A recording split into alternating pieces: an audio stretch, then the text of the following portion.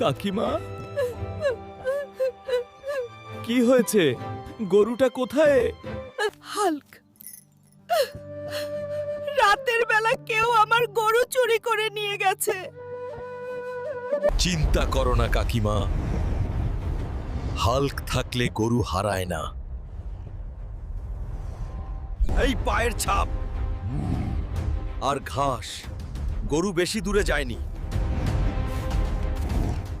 আরে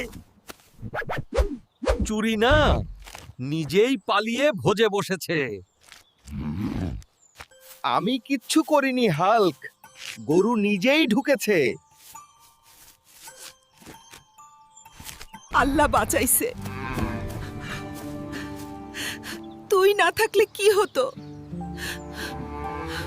ভিডিওটা মজা লাগলে সাবস্ক্রাইব করো, না করলে গরু আবার পালাবে।